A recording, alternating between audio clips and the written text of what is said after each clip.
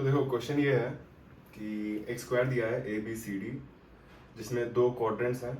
एक क्वाड्रेंट है A B C जिसका सेंटर है बी, एक क्वाड्रेंट है बी सी डी जिसका सेंटर है सी। ठीक है, एक छोटा सर्कल बना हुआ है बीच में जो दोनों क्वाड्रेंट्स को टच कर रहा है और ए डी लाइन को टच कर रहा है। ठीक है, अपने को रेडियस दिया है छोटे वाले सर्कल का 1 सेंटीमीटर और हम लोग को इस स्क्वायर के साइड की लेंथ निकालनी है। ठीक है, तो लेट कर लेते हैं लेंथ एक्स। अब स्क्वायर है तो सारे लेंथ एक्स हो जाएंगे, सारे साइड्स की लेंथ इक्वल होती है। अब देखो इसमें ट्रिक क्या है कि मान लो सेंटर ओ है छोटे वाले सर्कल का, हम क्या करेंगे ओ और बी पॉइंट को ज्वाइन करेंगे। ठीक है, और जब ओ और बी पॉइंट को ज्वाइन करेंगे तो फिर हमें ये पता है कि जैसे मान लो अगर दो सर्कल्स हैं, ठीक है, डिफरेंट रेडियाई के, दोनों टच कर रहे हैं एक पॉइंट पे, ठीक है, तो इसको कहते हैं कि दोनों सर्कल एक दूसरे के टेंजेंट हैं। मान लो दोनों सर्कल के सेंटर ए और बी हैं।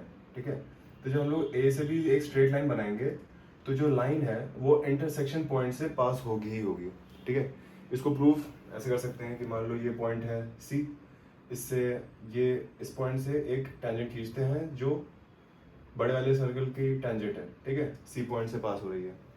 फिर ए यही सेम पॉइंट सी है और इसी से टेंजेंट खींचेंगे तो वो भी टेंजेंट ए, मतलब ये छोटे वाले सर्कल की भी होगी, और जो टेंजेंट होती है वो रेडियस के परपेंडिकुलर होती है, तो ये 90 डिग्री होगा और ये 90 डिग्री होगा, और जब दोनों 90-90 होंगे तो ये टोटल 180 होगा, यानी कि ये लाइन स्ट्रेट होगी, ए सी बी स्ट्रेट लाइन होगी।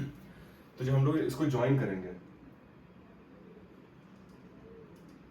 देखो फिगर थोड़ा सा गड़बड़ बन सकता है। ठीक है, जब हम लोगों ने ज्वाइन किया तो जो ओ बी लेंथ है, ओ बी लेंथ जो है वो होगी एक तो रेडियस छोटे सर्कल का और रेडियस क्वाड्रेंट का। अब क्वाड्रेंट का रेडियस क्या होगा, जो लेंथ होगी स्क्वायर की, ठीक है, साइड की लेंथ जो होगी वही एज अ रेडियस काम करेगी क्वाड्रेंट के लिए। तो ये सेम लेंथ होगी x और रेडियस होगा 1, यानी कि OB की लेंथ हो जाएगी x प्लस 1।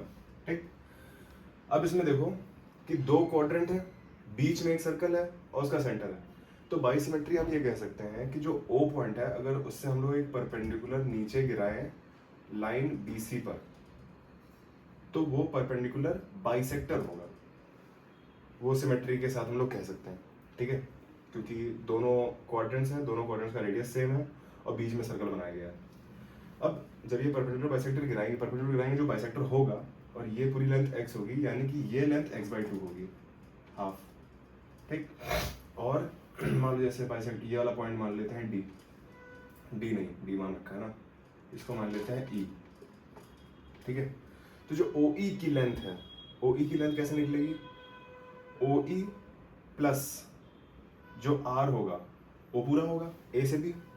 ठीक है, सेंटर से ऊपर की अगर परपेंडिकुलर डालोगे तो वो लेंथ होगी आर, आर है 1 और पूरी लेंथ होगी एक्स। ठीक है, तो ओ ई लेंथ हो जाएगी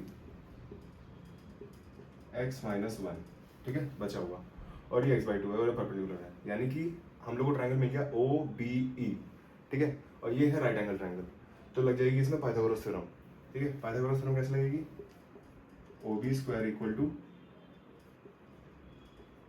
ओ E square plus B E square. ठीक है, ओ बी क्या है, x plus 1 square equal to x minus 1 square plus x/2 square. अब इस इक्वेशन को सॉल्व करने पे आ जाएगा x इक्वल टू 16। ठीक है, 4x इक्वल टू x²